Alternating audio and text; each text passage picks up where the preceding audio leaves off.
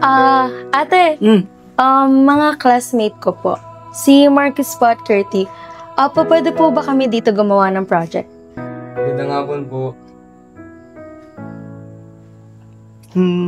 Oo naman, sige, go!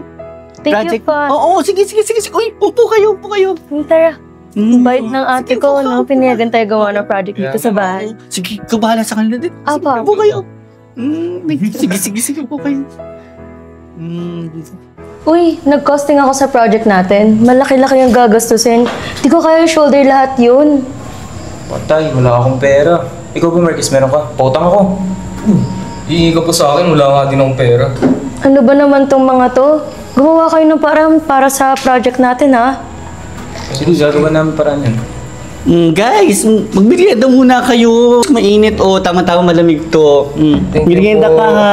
Thank you po. Merienda ka din. Sige na, huwag ka mahiya. Merienda muna kayo. Sige po. Saan ba yung CR niya dito? Tara, samahan kita. Hindi. Ako na. Samahan kita dahil Sige. Mag-usap kayo sa project nyo. Sige pa. Sige. Anong gagawin natin sa project? Sige, ako bahala. Sa CR namin.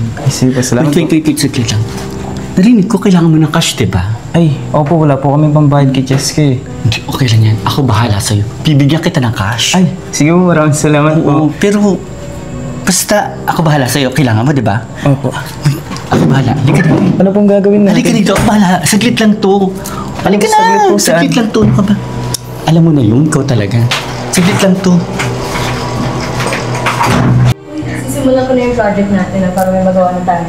Uy, kumusta kayo dyan? Bantagal mo Pawis ko pa. Jumebs ka, no?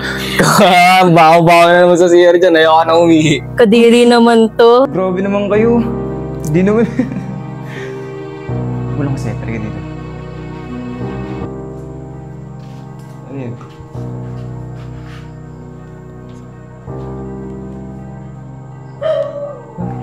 Talaga? Oh boy. Seryoso? Sige, CR lang ako Saglit lang. Sige.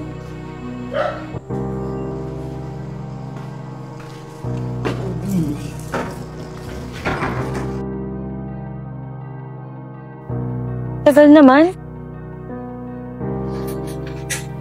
Bakit ngayon lang kayo? Kanina pa ako nag-aantay dito Oh, sorry.